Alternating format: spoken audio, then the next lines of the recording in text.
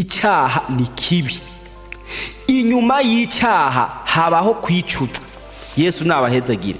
Icyaha iyo kimaze gukorwa habaho gutanatana ko umwikomo. Icyaha iyo kimaze gukorwa habaho kwidoga.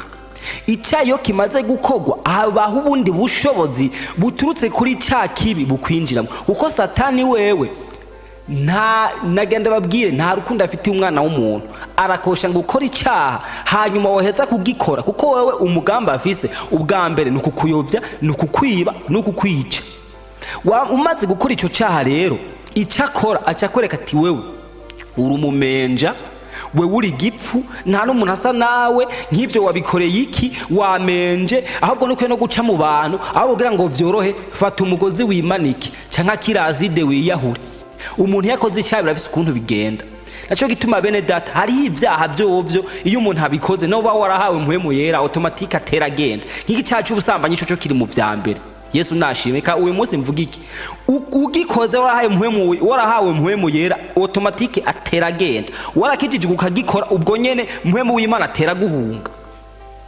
Naco gituma iyo umuntu amaze gusambana adacinyaragasa kwihana, Yesu ntajimwe, ubwo nyene n'ibindi byaha abavyugururiye ibisiga yaca bikora atangorane.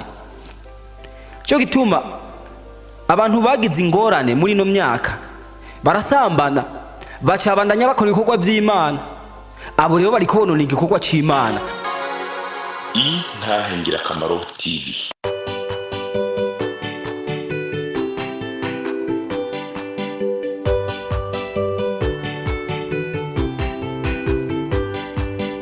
Umwami Yesu arindeze niwatanga amajambo, unyabyaha ngo renguka wumva iby'ubugingo, atugirira ubuntu akatwiyegereza, amajambo meza cane yo kunera umunezero,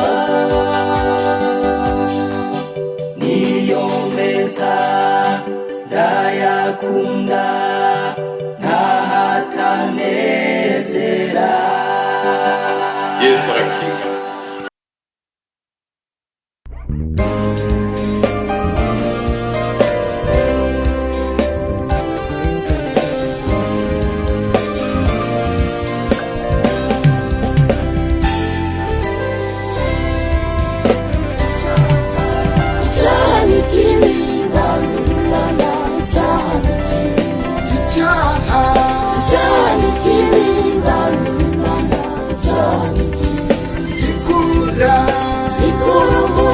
Ubwiza bw'Imana kikamwangaza, kikamushorera, kikamushika ikibi, bantu b'Imana icyaha ni kibi, icyaha ni kibi, bantu b'Imana icyaha ni kibi, gikura umuntu mu bwiza bw'Imana kikamwangaza, kikamushorera.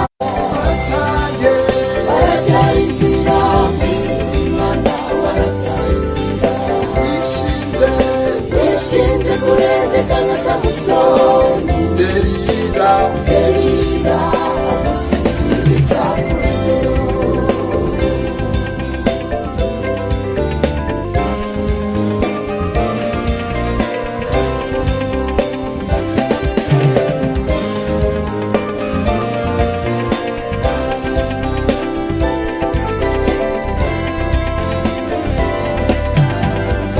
Samusoni ararimbeka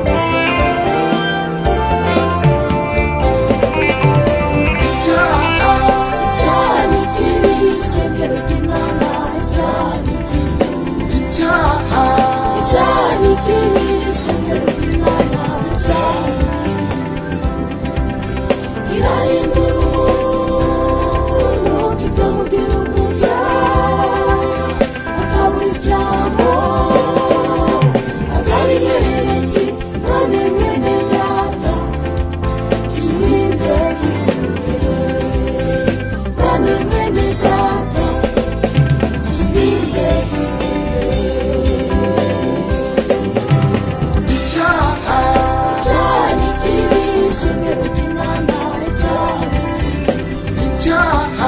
icyaha ni kibi ishengero ry'Imana icyaha ni kibi kirahindura umuntu kikamugira umuca akabura ijambo akaba inyerenzi none mwene data kirindegire none mwene data kirindegire warataye inzira muntu w'Imana warataye inzira warataye inzira muntu w'Imana warataye inzira wishinze kurendeka nka Samusoni Delila agusinziriza ku bibero warataye inzira muntu w'Imana warataye inzira warataye inzira muntu w'Imana warataye inzira wishinze kurendeka nka Samusoni Delila agusinziriza ku bibero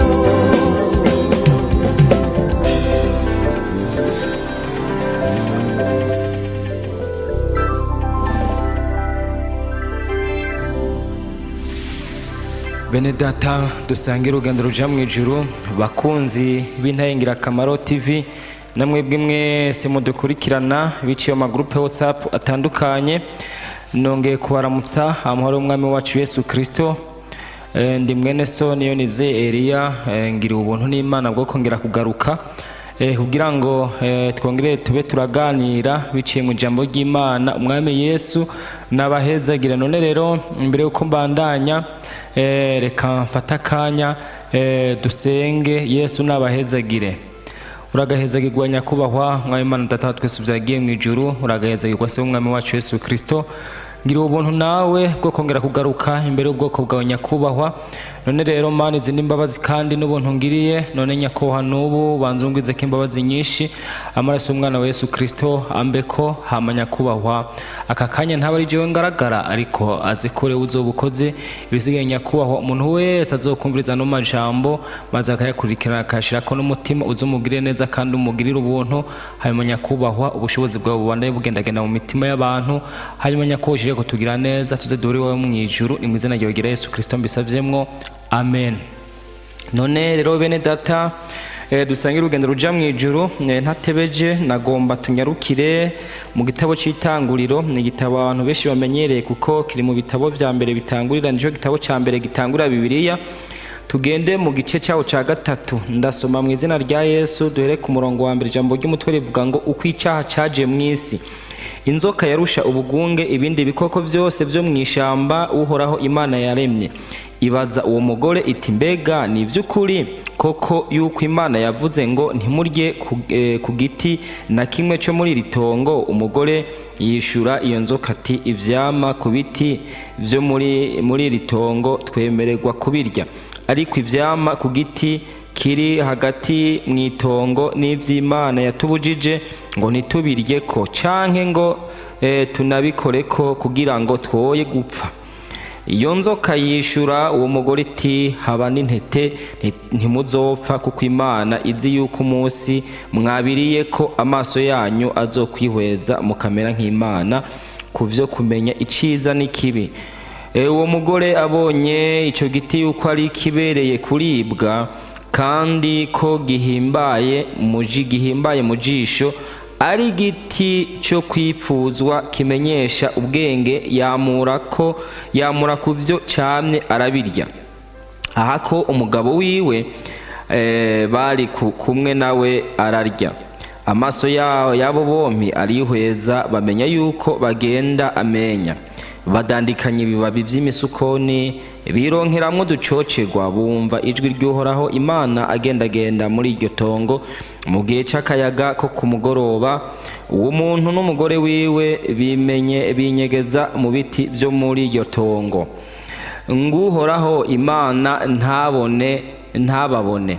Uhoraho Imana ahamagara uwo muntu aramubaza ati uri hehe? Aramwishura ati numvise ijwi ryawe mwitongo ndatinya kuko ndi gusa ndinyegeza. Aramubaza ati ninde yakubariye ko wambaye ubusa? Mbega wariye kuri cya giti nakubujije kuryako? Uwo muntu aramwishura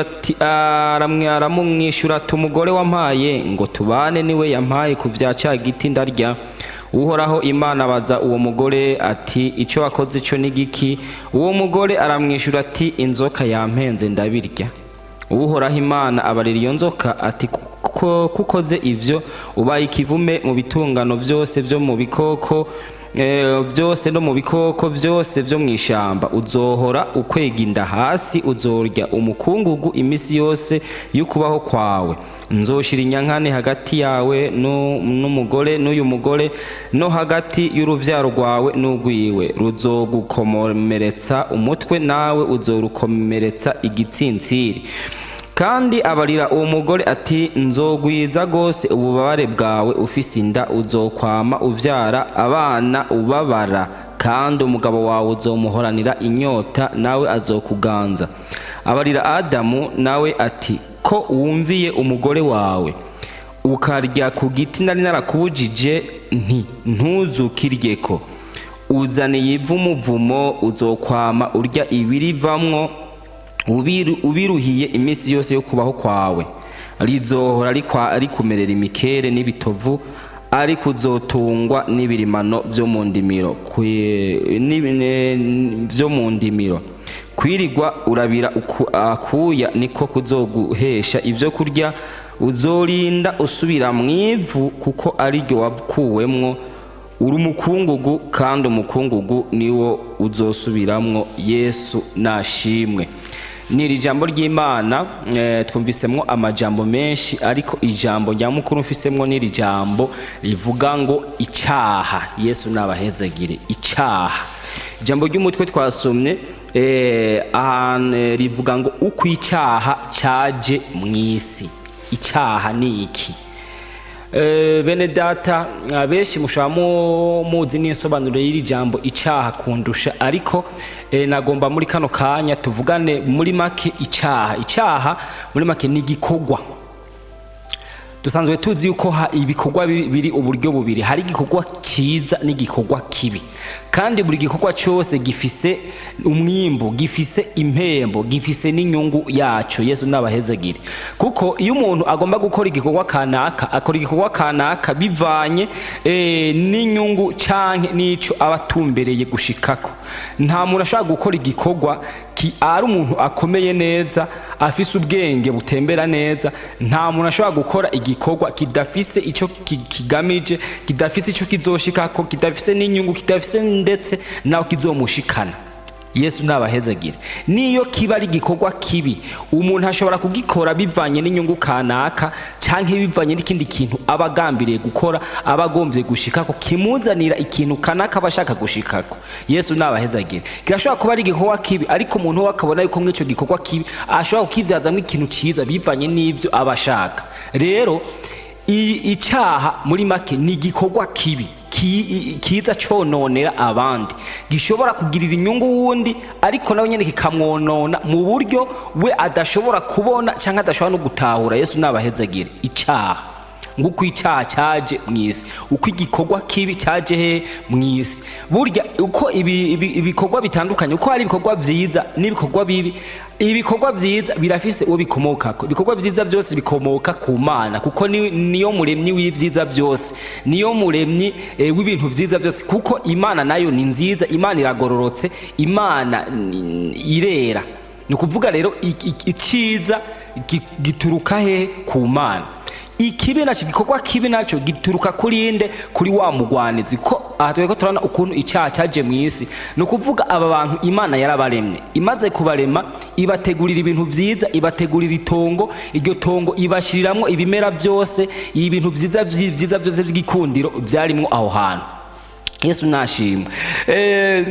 Ntagiye kure gose cyangwa nje muri birebire, murabona dusomye guhera mu gice ca mbere ko tubona ukuntu Imana yaremye. Mu kurema Imana ntiyahereye ku muntu, ariko yahereye ku bintu. Yabanje kurema ibintu, ibanza kurema ikirere, irema isi, irabitunganya. Mu kirere irahashira inyenyeri, irahashira izuba, irahashira ukwezi, harabaho umurango, harabaho ijoro, habaho igitondo, habaho n'umugoroba. Hanyuma ikimeza ibiti by'ubwoko bwose, ivyatsi, hanyuma irema ibikoko, ibiguruka, ivyikwega, ibyo mu mazi, amazi yayegeranije, amwe mu biyaga, ayandi mu ngomero zo mu kirere, ndetse no mu masoko y'ikuzimu. Yesu nabahezagira. Ukuvuga Imana yabanje gutunganya isi, iremera umuntu ibizomutunga byose, kuko murabona ko umuntu yagiye kuremwa inyuma y'ibintu byose. Yesu nabahezagira. Naco gituma rero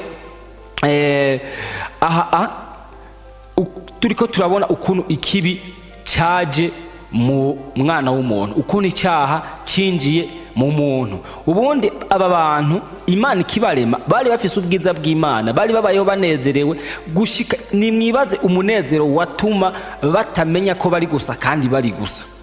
Bibiri tubwiye ko bari gusa, bagenda amenye ico gihe ntibari babizi, ntibari bazi ko bari gusa, kandi bari babayeho banezerewe, baguwe neza. Ndetse muko kunezerwa kwabo Imana irazi kabagendera ku mugoroba, ikaza kuraba abantu yaremye, ikabaganira. Burya Bibiliya naho ibitubwira mu mfunyapfunyo, hashobora kuba haraba ikiganiro kinini hagati y'Imana na bano bantu. Yesu nabahezagire. Ariko nababwiye ko igikorwa cyose cyiza gifise aho gituruka, kandi n'igikorwa cyose kibi gifise aho gituruka. Nico gituma igikorwa cyiza cyitwa iciza, igikorwa kibi nacyo cyitwa ikibi, kandi nico cyitwa icyaha. Yesu nabahezagire. Turabona uyundi muntu yaje kwivanga muri kino gikorwa c'Imana. Turabona ikindi kintu cyaje kiza guhindura no konona igikorwa c'Imana. Burya se kibi Satani nta kindi ajejwe, no kuvuga ni se w'ibibi, niwe nkomoko y'ibibi byose, niwe nkomoko y'ibyaha n'ibicumuro abantu tugenderamo. Ninaco gituma wowe cyajejwe nukonona, nukwica, nukwiba, no kurandura. Nta kandi keza ka Satani, nta kindi gikorwa afise. Naco gituma Satani ntazokwihana ngo bikunde, ntashobora kwihana, ntashobora kwigarura, byaraheze ibyiwe. Yesu nadutabara. Rero kubera ko ataremwe mu buryo twebwe abantu twaremwemwo, wewe yarabona ibiri imbere, yarabona ibyiza bizoba kuri abo bantu, yabona ukuntu ibintu bigiye gukurikirana. Naco gituma yaciye yigira inama yo kuza konona iki gikorwa Imana yari yaratanguye mu mwana w'umuntu. Yesu nabahezagire. Murabizi mu byahishuwe Yohana ko ari hano bavuga ngo isi irabonye ibara, kuko wa mugwanizi ayimanukiye afise umujinya mwinshi. Yesu nabahezagire. Hano hantu rero Imana yamaze kurema abantu, ikabatunganiriza n'ibyabo byose n'ibizobatunga, ndetse ikazira n'abagendera. Murabona hano Satani nawe yahavuye, kandi bunyaragenda babwire Satani kugira ngo afate umuntu amubaza ibintu asanzwe uwo muntu azi, akabimubaza mu mayeri nk'uko umenga uwo muntu ntacyo yarabiziko. Camuraba kino kibazo yabajije uyu mugore, yamubajije ku gice cya mbere nyene ngo inzoka ngo yarusha ubwunge ibikoko byose byo mwishamba Uhoraho Imana yaremye. Ibaza uwo mugore iti, mbega ni iby'ukuri koko yuko Imana yavuze ngo ntimurye ku giti na kimwe cyo muri iri tongo? Murumva Satani yazanye ikinyurane cy'ivy'Imana. Urumva Imana yabwiye yuko ibyamwa byose byo mwitongo bazobirya, mugabo kiretse igiti yari yarababujije. Ariko Satani aciyongera nka kandi kajambo bene data kagobetse kandi kari mu ubwenge umuntu atari umuntu yatahuye. Nico gituma abantu bashaka kugwa mu byaha kanaka. Kubera iki? Satani aza mu mayobera kandi aza akoresha ubwenge. Yesu nabahezagire. Akoresha ubwenge uko mumenye cyari kiremwa gikomeye kandi gihambaye mu ijuru. Rero ubwiza canke ibyo n'ubushobozi yari afise yarabugumanye. Yesu nadutabara. Mubajije ngo mbega ni koko ngo Imana yarababujije ngo ntihagire icyamwa na kimwe cyo muri ritongo murya, igiti na kimwe murya k'ivyamwa? Ariko Imana bene data siko yari yababwiye ati ibindi byose muremerewe kubirya kiretse iki giti kinaka. Yesu nabahezagira. Naco gituma Satani ijambo ry'Imana ararizi, agomba kugutega ashobora guca mu ijambo ry'Imana. Yesu nabazanye ndatuko turasindiko ndaja kure ijambo nabwi ijambo icaha, kugira ngo umuntu agwe mu caha. Icaha ushobora kukigwamo haje n'ijambo rivuye muri Bibiliya. Yesu nabahezagira, ushobora kugwa mu caha bivuye no mu ijambo rivuye hehe? Muri Bibiliya. Kuko Satani amajambo arayazi. Uko n'igihe yageza Yesu, mwibuke Satani yabwira Yesu ngo handitswe ngo. Yesu mu kumutsinda agaca amubwira nawe ati handitswe ngo. Yesu nabahezagira, kubera iki bose bakoresha handitswe ngo. Nta bundi bushobozi nk'abana abantu dufise bwo gutsinda umugwanizi atari tutamutsindishije ijambo ry'Imana. Yesu nabahezagira, kuko yajyana babwire umuriro bawuzimisha uwundi. Abantu bamaze kuba ahantu hari imisozi bakunda guturira, umusozi yo bawuturiye, iyo mugomba kuwuzimya muca mugenda aho umucanga utarashika, mugaca mubanza mukahacira cyangwa mugaca muturira, mugaca muzimya umucanwa wazi yo muri, ariko uwuja iwundi uri kuraka uja mugaca mureka, iyo uhuye ucuzima umuriro bawuzimisha uwundi. Naco gituma Satani agomvye kukuyovya akoresheje ijambo, nawe ukazana irindi, aho mwico gihe ubugize iki? Ubumutsinze. Yesu nabahezagira. Bene data rero, icaha ni iki? Nabwe ko icaha ari igikorwa kibi.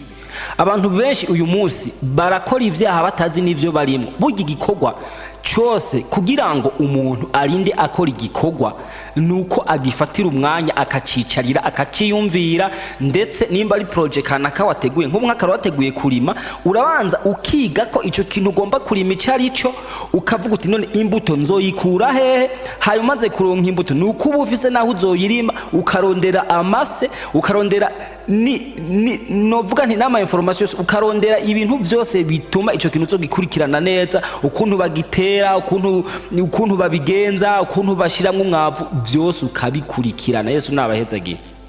Naco gituma bene data nagenda babwire ivyaha biri novuga ntibiri mice kubiri. Hariho ivyaha bigaragara bishoka bigaragarira amaso y'abantu, hariho n'ibindi vyaha bikoregwa indani, kandi ivyo bikoregwa indani nivyo bivyara ibica bigaragarira amaso y'abantu.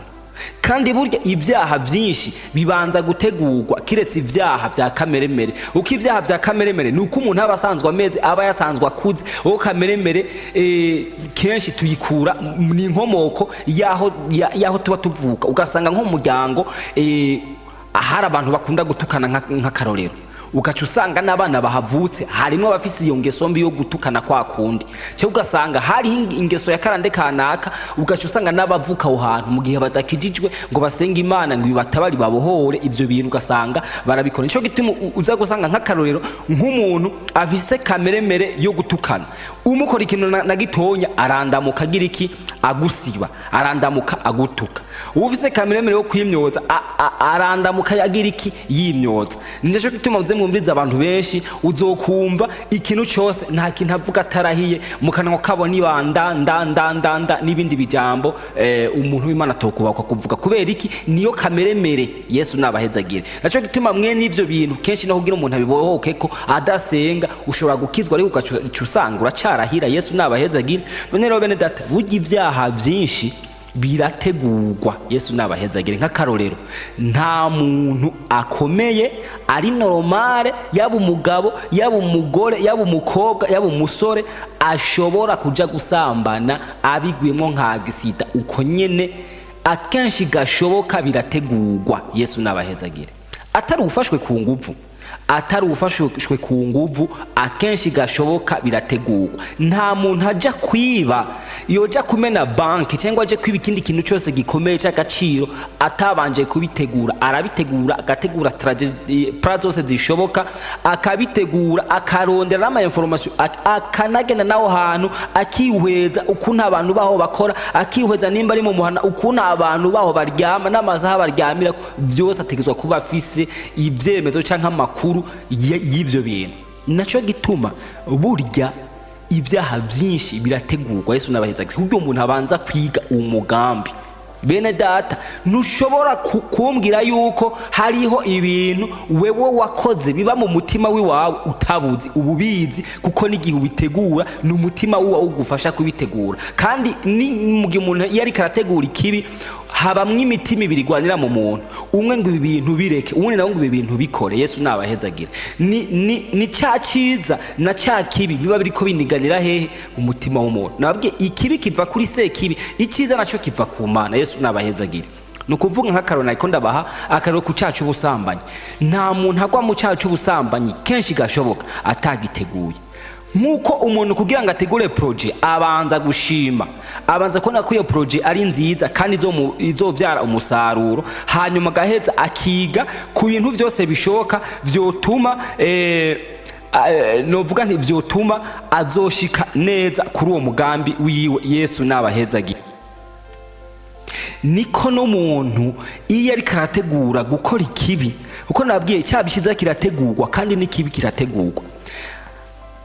Kurya umuntu agomwa nimba ari umugabo cyangwa ari umugore cyangwa ari umukobwa abanza gushima akagomwa uwo muntu, amaze kumugomwa akarondera amakuru, nimba ari utunimero twa telefone akaturondera, hakabamwo ibiyago, hakabamwo umwanya wo kuganira, hakabamwo ibyipfuzo bibi. Ivyo byipfuzo bibi bimaze gukura nivyo beheza bikabyara icaha, hakabamwo umwanya n'isaha bizokorerwako ico kibi kizoza kikavukirako kigakorwa ku mugaragaro.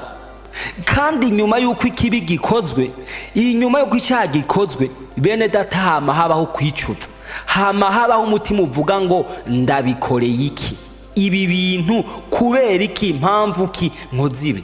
Hari nabo bitabako, uwo bitabako rero we yaramaze gupfa, ariko uwo bikibako uwacicuza aracyafise n'amahirwe yuko ivyo bintu ashobora no kubivamo. Yesu nabahezagire. Naco gituma bene data icyaha ni kibi, inyuma y'icyaha habaho kwicuza. Yesu nabahezagire. Icyaha iyo kimaze gukorwa habaho gutanatana ko umwikomo. Icyaha iyo kimaze gukorwa habaho kwidoga.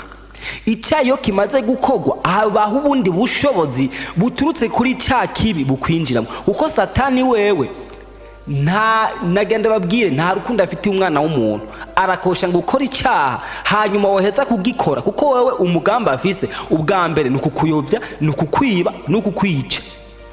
Umaze gukora icyo cyaha rero icyakora acakwereka ati wewe uri umumenja, wewe uri gipfu, nta n'umuntu asa nawe, nk'ibyo wabikoreye iki, wamenje, ahubwo nuko no guca mu bantu aho kugira ngo vyorohe fata umugozi wimanike canka kirazide wiyahure. Nuko Satani akora. Nico gituma abantu benshi bashobora kwiyahura, ugasanga ari umukozi w'Imana kanaka cyangwa ugasanga ari mu gikorwa kanaka, ugasanga n'ico gihe kubera yuko ivyo yakoze byabaye bibi agaca atinya ntanihane agaca yimanika. Yesu nabahezagire. Ni naco gituma icyaha ni kibi. Yesu nabahezagire.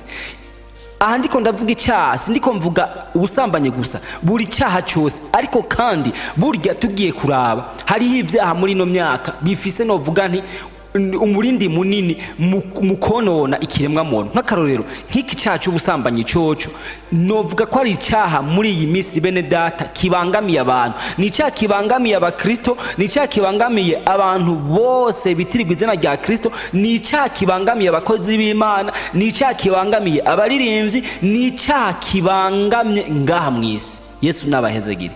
Mugiye kuraba nk'abantu benshi ubu muri kino gihe n'abantu bari kubakwirakwiza icyaha cy'ubusambanyi ku muvuduko urenze. Naco gituma muzosanga uba abantu benshi ni murabe mu mico n'imigenzo vy'abarundi. Umurundi kazi yategerezwa kuba umuntu yisoneye afise indero. Uko murabizi no mu byo twiga mu misi yeze sinzi kubaka ivyiga twariga ico bita indero y'ikirundi. Yesu nabahezagire. Twariga indero. Umurundi kazi yategerezwa kuba umuntu yambara akikwiza. Ariko murabe abamama bo muri kino gihe, umumama ashobora kugenda yambaye impuzu umve iteye isoni, igaragaza ibihimba byiwe byose, impuzu igaragaza intege, ugasanga n'uwambaye ndende basigiye kwitwa ngo ifuka nyantege, ugaca usangira pasuye igera hejuru y'intege, ugasanga ari zifise amapasura imbere n'inyuma canke mu mbavu n'imbavu. nukuvuga ivyo byose abantu rimwe na rimwe haraho babona nko kumenga n'iterambere, ni gihe tugezemo c'iterambere, ariko n'uburyo satani yazanye kugira ngo akwiragize icyaha cy'ubusambanyi, kuko icyaha cy'ubusambanyi iki cyaha kirakomeye kandi ni kibi. Yesu nabahezagire, ni kibi ndakivuze ko kubera iki, kuko ni gikorwa kibi gituma mbere n'ibindi bikorwa bibi novuga nti biba mu bantu, kuko muze murabe abantu benshi bagwa bariko bagwa mu byaha by'ububeshi, mu busuma, mu bwicanyi kubera icyaha cy'ubusambanyi. Umuntu ashobora kwiba amafaranga ku kazi kugira ngo ayatware ku gusambana, ashobora kuja kunywa inzoga akaboregwa kugira ngo bimutume kurinda uwo bari baraburanye akanya cyangwa akabere kuko bovugana. Amaze kunywa ivyo bintu bituma mu mutwe wiwe agira izindi nguvu n'ubundi bushobozi, aca heza kisuka muri bwa busambanyi. Nakunze kuganira n'umuntu twatugendana ntarakizwa nkiri umupagani na jewe nk'inywa inzoga, yarambwiye ati icupa rya mbere ni ry'inyota, be ni rya kabiri, ati rya gatatu ni ryo kugarukana ibindi vyiyumviro vy'umugabo, ati rya kane naryo ucutangura iyo umaze kurinwa, ucutangura kuraba umugore cyangwa umukobwa ari imbavu zawe cyangwa musanzwe mufitaniye nimero muganira, kuko haba ari bumwo izindi mbaraga n'ubundi bushobozi buba bumaze kwinjira. Mu cyo gituma abantu iyo turiko turababwira ko kunywa inzoga ari icyaha batavyumva, impamvu ya mbere nuko hari impwemu mbi zigendana nabo zibagenda ko batazi. Impamvu igira kabiri nuko badasoma Bibiliya, kuko Bibiliya irimwo vyose. Nuko kandi yindi ngorane bafise, abantu bafise izindi nyungu bashaka bigishije abantu kunywa inzoga kuko bitwaza ijambo ngo Yesu yahinduye vino. None ko bitwaza ngo Yesu yahinduye vino, kubera iki nawe agaruka akabuza abantu ati ntimube abakonzi ba vino, ntimukanwe vino. Yesu nabahezagire. Hari abaca bagomba kuntera amabuye, gomba muyantere. Nituzoreka kuvuga ukuri, nimumenye ukuri. Hariho ibintu abantu uyu munsi babamwo batari bakwiye kubamwo. Naco gituma bene data mubona uyu munsi ingo ziriko zisambuka ku rwego ruri hejuru. Cyo gituma mubona uyu munsi amashengero ari karononekara ku rwego ruri hejuru. Cyo gituma mubona uyu munsi hari ubugizi bwa nabi n'ubukozi bw'ikibi buteye ubwoba. Yesu nabahezagire. Ubuhoho ibintu byarenze inkombe, umwana asigaye yigishwa iby'imibonano mpuzabitsina ngira guhera muri primaire, kare vyigwa n'abana bakuze bageze mu mwaka w'10, ariko uyu munsi umwana wo mu wa kabiri, mu wa mbere primaire, mu wa gatatu asigaye yiga ikijanye n'iki cy'imibonano mpuzabitsina. Mwibaza yuko ari terambere? Si terambere, n'uburyo satani yakoze neza. Iyi ni plan satanique kandi yizwe imaze igihe iri kirigwa n'abakozi biwe, abakozi ba satani, kugira ngo ikiremwa muntu cyose kirimbuke kubera ubusambanyi. Yesu nabahezagire. Kuko reka ndababwire, mu vyatumye Imana ihana Sodomu na Gomora, ubusambanyi bwarimwo, nubwo bamwe muri no minsi bariko barivuguruza batavyemeza, bazana izindi nyigisho zabo zipfuye. Ikindi, Imana irimbura abantu ku mwuzuro wo kwa Nowa. Ikintu cyatumye ishegeshwa bwari ubugizi nabi n'ibikorwa by'urugomo byakogwa ico gihe, n'ubusambanyi bwarimo, harimo gusambana kw'abagabo n'abagabo, kw'abagore n'abagore, n'abantu basambana n'ibikoko. Ari byo biriko biraba uyu munsi. None mw'iyi si sivyo biriho? Ibihugu ntibiriko biragomba guhana ibindi ngo kubera bitemeje mu mategeko abagabo basambana n'abagabo ngo barongoye n'abagabo. Mbere n'amashengero aho ubupfapfa bwamaze kuba ubupfapfa mu mitwe y'abantu, n'abantu bitwa abakozi b'Imana bakabishingira intahe, ukumva nk'umurongozi cyangwa umuyobozi kanaka cyangwa idini kanaka bakemera yuko abo bantu babana. Yesu nabahezagire. Ibi byose mwoca mwibaza ngo niki? Ni umugambi wa satani, nk'uyu mugambi yakoze mu gihe cya Adamu na Eva. Iki gihe yabikoreye bano bantu babiri kuko nibo bari bahari, ariko uyu munsi iriko iwuzana no mugambi wimbitse kandi uri mu ubwenge kandi uri mu ikintu cyitwa iterambere. Bene data, burya nagenda babwire, aha uko iterambere rizogwira niko haba niteranyuma mu mitima y'abantu, niko haba niteranyuma mu bijanye n'agakiza, niko haba niteranyuma mu bijanye n'Imana. Yesu nabahezagire. Uyu munsi umwana ariko yigishwa ubusambanyi guhera akiri umwana, akura abizi mu mutwe, akure abizi yuko ari uburenganzira afise ahabwa n'amategeko, kuryamana n'uwundi nta ngorane bavyumvikanye, ibyo nta kibazo.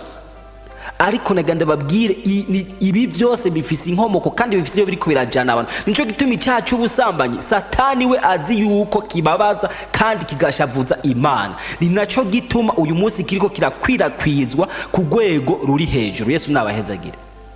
Uyu munsi umumama usanga yambaye impuzu zitamukwiye. Uyu munsi usanga eka abana tubanze tubareke, kuko burya indero umuntu atanze niyo abana bakwirikira, kandi amabere wonkejo niyagukutsa. Yesu nabahezagire. Burya indero iva hasi kandi indero iva haziko. Uyu munsi condi canke ico we uri mwo bibiri, atari papa wawe ni mama wawe, kuko hari mwuko umeze, umwe muri abo ameze uko. Yesu nabahezagire. Yesu nashimwe. Hari gihe bino bintu ndiko ndavuga rimwe badashobora kubitahura, ariko nagenda babwire uyu munsi mubimenye. Nimba mubona ubusambanyi bwabaye bwishi mu bana b'abantu, mumenye neza yuko ari kigwanishwa kimwe Satani yatoye kugira ngo azorimbure abantu benshi baze batahire muri gihenomu. Yesu nabahezagire.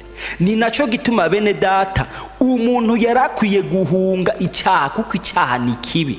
Yesu nashimwe. Ayo munsi ndiko nshimikira cyane ku busambanyi, kuko nico cyambona kiriko kiragaragara cyane, kandi kiriko kuko nagenda babwire bene data, iyo umuntu amaze gukorokera muri kino cyacu ubusambanyi, nagenda babwire kwiba naco biba bikimutwaye, kurenganya abana naco biba bikimutwaye, kwica abana naco biba bikimutwaye. Kuko nk'akarore nk'umwigema yatwaye inda, akabona iyo nda ntazo yijana, kuniga umwana yabyaye biroroshe. Naco gituma uyu munsi mubona hari n'undi mugambi witwa planning familiar. Iki naco nyene ni kintu cyaje gufavoriza ubusambanyi, kuko umwigeme aragenda akagenda ku buryo, nimba bamukuye mu gitereko cyaye bagira ibindi pas de problème, iwe nta ngorane ko yishakira aho karyohera mubiri kiwe. Hanyuma abantu bazoba mu busambanyi, azosambana ntanda azotwara. Nimba ari umugore yagiye ku buryo, nubwo azoja gusambana hanze, umugabo wiwe nta byemeza, nta ngorane, kuko ari hehe, ari ku buryo. Nimba ari umugabo ateye asambanye n'umugore, arabizi n'undi mugore atari gwiwe, arabizi yuko ubwo buryo aburiko nta ngorane. No kuvuga ibi byose nibikore ane mwibaze ngo niterambere. Yesu nashimwe. Si terambere ahubwo niteranyuma. Naco gituma ibi bintu abantu tuzokwisanga tugeze aho kurimbuka twese. Naco gituma bene data umuntu wese akwiye kwiyubara. Wabura umukozi w'Imana, wiyubare kuri iki kintu, wiyubare icyaha. Yesu nabahezagire. Wirinde icyaha, kuko Satani muri iki gihe afise amayeri menshi, afise strategy nyinshi ariko arakoresha. Yesu nashimwe. Nama nababwiye umukobwa umwe uyu munsi cyangwa umugore umwe ashobora gusambanya abagabo 100 ku munsi umwe. Umukobwa umwe ashobora guteza ubusambanyi mu bagabo 100. Eka ndabisigure nisigure. Nukuvuga yambaye impuzu itamukwiye, yambaye zimwe bita mini jupe, impuzu yambaye igera hejuru y'amavi, intege zose ziraboneka. Yesu nabahezagire. Iyo mpuzu irapasuye, ishobora kuba ipasuye amapasura 2, imwe imbere yinde nyuma, cyangwa imwe mu mbavu indi mu mbavu. Nukuvuga bya bihimba byiwe bitagaragara, bitategezwa kugaragara, bitangwe kugaragarira amaso y'abantu, kandi iyo mpuzu yambaye iramufata imbere n'inyuma. Nukuvuga niyo yambaye munsi yaboneka. Yesu nabahezagire. Icambere biza gukwega, abagabo benshi baza kumuraba bagira ivyiyumviro byo kumwipfuza, kuko igitsina gabo, abantu b'abagabo canke abasore muri make ibintu bibagize nukwihweza. Iyo umuntu yihweje w'umugabo arashima, amaze gushima aca yipfuza, amaze kuyipfuza ashira mu ngiro. Bo ntibabitevya barabinyarutsa muri serupfu. Mwico gihe rero ayetaronse nimero z'uwo muntu ngo bakora ivyo vyaha, acarondera uwundi mu basanzwe babikora baba bazwi naho babikorera. Iyo adafise amahera gukora ivyo naho, abenshi naha baca bisambanya, baca bagwa mu cyacu kwisambanya. Imana idutabare. Abandi baca baja gusambana n'ibikoko, abandi baca baja kugira bya bindi byose byo gusambana n'abagabo. Imana idutabare. Ivyo vyaturutse ku mukobwa umwe cyangwa ku mugore umwe. ahamande y'ivyo yambaye hepfo yikwije mugamabere agize iki ari hanze. Mwico gihe aza gukurura abagabo n'imisore bose baza kumubona, kandi uyo muntu siwe gusa kuko hari indi mpwemu mbi inyegeje inyuma yiwe. Rero baza kumuraba bose iyo mpwemu mbi aza kubakwega kuko ifise ubushobozi. Yesu nabahezagira. Burya nimba hariho mpwemu yera, hariho na mpwemu novuga mbi. Hari impwemu mbi uko murabizi tunigana n'abakuru n'abafise ububasha n'impwemu mbi z'ahantu ho mu kirere. Nukuvuga ni itabaye impwemu nziza ibambi. Yesu nabahezagire. Kuko abo tugwana abadayimoni tugwana ntitubafata n'intoki. Satani tugwana n'umumarayika. Abamarayika ntitubakorakora, abamarayika ntitubafata, abamarayika ntimugwana umubona. N'umuntu ashaka kuza mu buryo bwose agomvye ashatse akishusho y'umuntu, ashaka ishusho y'igikoko kanaka, naho yo kwishusho y'igiti byose birashoboka kuko n'umumarayika. Yesu nabahezagire. Nico gituma mwico gihe rero uwo muntu ntaba ariwe, aba iyo mpwemu mbi y'ubusambanyi imaze kumwinjiramwo, ikituma ikwega abagabo bose baza kumubona bakamwipfuza. Ico gihe bagwa mu busambanyi.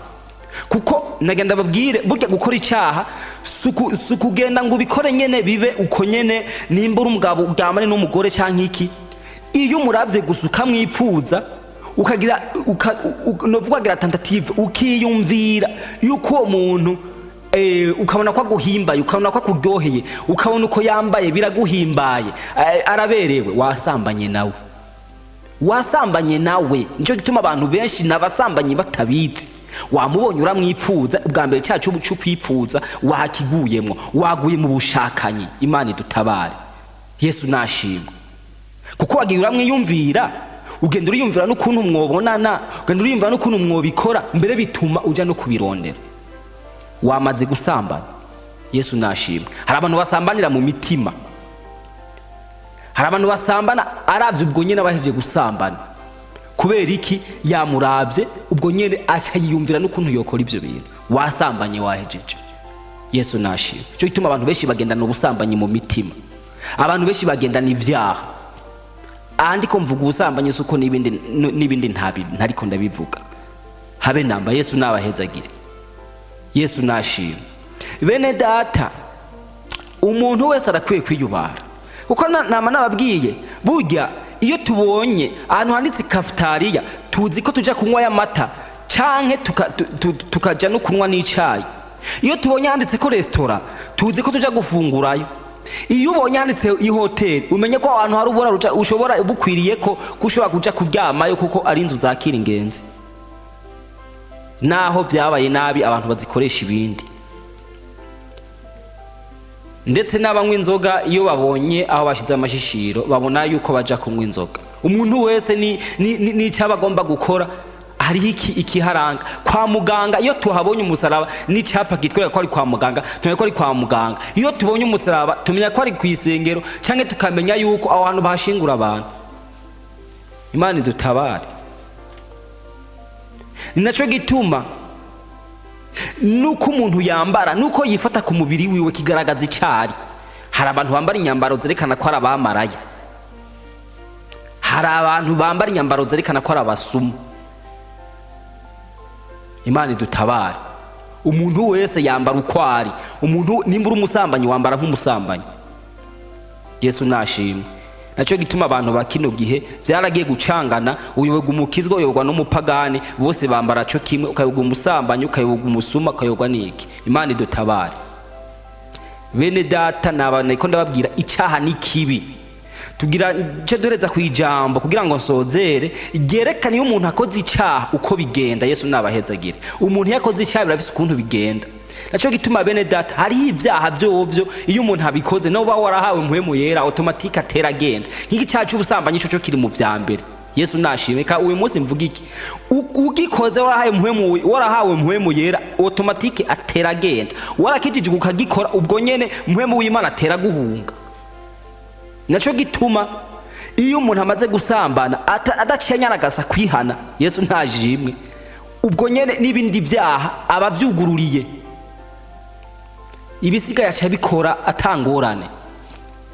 Cyo gituma abantu bagize ingorane muri no myaka barasambana, bacabandanya bakora ibikorwa by'Imana. abo rero bari kubonona igikorwa c'Imana, kuko niyo bahamagaye haza imyuka mibi. Abadayimoni kuko nibo bakoreramwe, nibo bakoresha. Imana idutabare. Naco gituma bene data umuntu arakwiye gucunga, kuko nutacunga uzobazwa ikibazo ucuhabwa n'iki gihano Adamu yahawe. Kuko nagenda babwire bugiyo Adamu agaterama nk'umugabo, nk'uwo arafise ico yasezeranye n'Imana, ndababwiza ukuri ibintu ntibiba bimeze nk'uko bimeze uyu munsi, kandi sinibaze ko ibi bihano bahawe ko bari kubihabwa uko. Yesu nabayezegera uko Imana ni nyembabazi. Yesu nashimwe. Kandi murabona yuko bamaze gucumura habaye gutanatana ku mwikomo. Umwe ati ni wa mugore wama, uwundi nawe ati ni yanzoka. Yesu nabahezagire. N'inzoka nayo yacivuga ngo ninde. Imana idutabare. Iyo habaye gucumura, habaye gukora igikorwa kibi, habaho kwicuza. Niyo abantu babiri baguye mu cyacu ubusambanyi, sinkeka iyo bahejeje baricuza. Ibi nikimenyamenya bamwe baraganya, ubwo sinoba natwaye inda, ubwo sinoba nagize kikanaka. Bene data nimba bimaze kugushikira uraza ukuntu vyakugendeye, ivyo siniwe ndavyinjiramo. Ariko iyo habaye gucumura haba no kwicuza inyuma. Iyo bahaye gukorwa, iyo hakoretse igikorwa kibi habaho no kwicuza, kandi nyuma y'ico gikorwa habaho n'ingaruka mbi. Naco gituma ushobora kwihana ukihana ibyaha, ariko ingaruka mbi z'ibyaha wakoze zikazogukurikirana. Nk'ubu ushobora kuba warasambanye ugasambana n'umuntu agwaye, dufate nk'umugira wa sida, nukagira ngo sida izoreka kukwija ngo nikora wihanye izokwica, naho wihanye izokwica. None wasambanye ukaba watwaye inda, Yesu nashimwe, ukaca wihana warayusambanye, none ko wayitwaye ukagira izocivayo, izovuka. Ingaruka mbi y'icaha umuntu yakoze arashobora kuyibamwo. Kiretse ko iyo umuntu amaze kwihana, Imana imuha uburyo bwo gutwara no kwitwara n'ico kibazo. Yesu nashimwe. Nero bene data, reka nsome amajambo yo kurangirizako kugira ngo nca ndangiza. Yesu nashimwe. Nta byinshi ngomba kubabwira kuko navyo ndabarusha, murabizi. Abeshi murabigisha bijambo ry'Imana, abeshi bize Bibiliya, ariko kandi umuntu wese yicunge, kuko nagenda babwira icyaha nawe kigera umutwe. Icyaha ntawe ntikiraba amashure, ntikiraba iki. Imana idutabare. Yesu nashimwe. Bene datereka turaba amajambo makenya kwa Yesaya igice cya 5. Ijambo ry'umutima rivuga ngo uruzabibu guhoraho n'ibizorubako, hinge ndirire ndirimba iby'umukunzi wanje. Indirimbo y'uwo nkunda ivuga iby'uruzabibu rwiwe. Umukunzi wanje yagize uruzabibu ku musozi umera, yagize uruzabibu ku musozi umera cyane, yari yararurimiriye akuramwo amabuye, ateramwo imizabibu y'ubwoko bwiza, agubaka mw'umutara hagati, agwimbamwo ikinogo, agikora bwa bwato. Nuko yagize ko ruzokwama inzabibu, ariko kwama ibijabija vy'inzabibu. None rero mwababa Yerusalemu, namwe bagabo b'Ibuyuda, ndabinginze mudutature twe n'uruzabibu rwanje. Ico nari gukorera uruzabibu rwanje ntarukoreye ni giki? Ko naziga ko ruzokwama inzabibu, niki catumye rwama ibijabija vy'inzabibu? None rero reka mbereke ivyo ngirire uruzabibu rwanje, ngira nkureho ururombero rwago. Aho ni gihano ca mbere, ngira nkureho ururombero rwago, maze gonwe ruvumbugwe, kandi sambure n'uruzitiro rwago rucibwe yondoyondo. Kandi ndaruririke ndaruririke ntiruzotuturigwe, ntiruzorimigwe, ariko nzorumaramwo ruzomeramwo imikere n'amahwa, kandi nzobuza ibicu vyoye kurugwisha kw'imvura. Yesu nadutabare. Naya majambo y'Imana ivy'uru ruzabibu. Yesu nashimwe. Uru ruzabibu ni wewe, ni jewe. Uyu murima ni jewe, ni wewe. Yesu nashimwe. Imana yaraturemye, irakurema, irandema, hanyuma yaziga ko tuzoyamira ivyiza vyinshi, yaziga ko tuzokwama ivyamwa vyiza, yaziga yuko tuzobaha turi abantu tuyubaha, tuyitinya, twanka icyaha. Yesu nashimwe. Ariko ngo kwama ibijabija. Yesu nashimwe. Kwama ibijabija nizo mbuto mbi wama ukamira abandi amahwa, ukamira abandi amatovu, bigatuma abandi batihana. Yesu nashimwe. Nibi bikorwa bibi, ni ibyaha, nivyo bijabija, niyo mbuto mbi. Yesu nabahezagire. Umuntu yama nico camwa kibi, umuntu yama naye. Iyo umuntu yama ivyiza aba aragororoka, akagororokera Imana. Imana ikivuga ngo reka ndabwiye ico nzokora, ubwa mbere bwawo ngira mbanze nkureho ururombero. Nkukurya umuntu yoba yarazitiriye akubakira umurima, akawubakira neza, akazitira n'amatafari nkuko mubona bazitira muri kino gihe, hamanuka uwo murima ugacumera nabi. Ati rero kugira umurima reka mbanze nkureko portail. Amaze gukora ko portail, imbwa zirinjira, impene zirinjira, ingurube zirinjira, zikonona rwa ruzabibu. Hanyuma agaca akurako rwa ruzitiro. Amaze kurukurako ibintu byose, ibinyakabaka, ibiyabu, ibihuna, byose bica byinjira. Bimaze kwinjira rero bice birusira ibanga, inka zigatakanga, ibiki bikagira iki. Ni naco gituma niyo umuntu akoze icaha, iyo umuntu asambanye, iyo umuntu akoze n'ibindi byaha byose, bene data, habaho gukugwaho uruzitiro.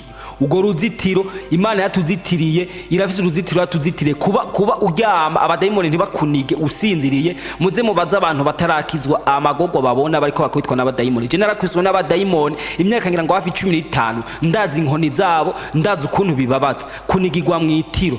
Umuntu akaryama mu itiro hakaza nk'ikintu gipima nk'itoni kimuryamyeko. Iyo ubwo bubabare ndabozi narabuciyemo. Bene data, Imana iyo umuntu amaze ndibuka amaze kwihana, Yesu nashimwe, maze kwihana niryo joro ryamye natanguye gusinzira neza kubera uruzitiro rw'Imana. Haleluya. Uruzitiro rw'Imana rwari rumaze kuboneka. Imana imaze kuzitira ubugingo bwanje. Cya wibaza rero, iyo umuntu acumuye, Imana idutabare. Imana ikacibanza igakuraho ururombero, imbwa zikinjira, umuntu agasha atangura gusambana. Kuvuga ubwa mbere wasambanye, usambanira mu ibanga, urabinyegeza ntiwabyihana. Ariko kugira Imana ikugaragaze, icikuraho rwa ruzitiro, rwa rurombero bambe irukuyeho, n'umusazi arengana ashobora kuguhitana. Imana idutabare.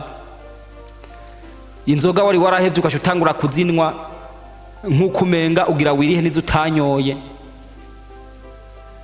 hanyuma amaherezo ukagwira muri ivyo, hanyuma ugapfa bakaguhamba. Imana idutabare.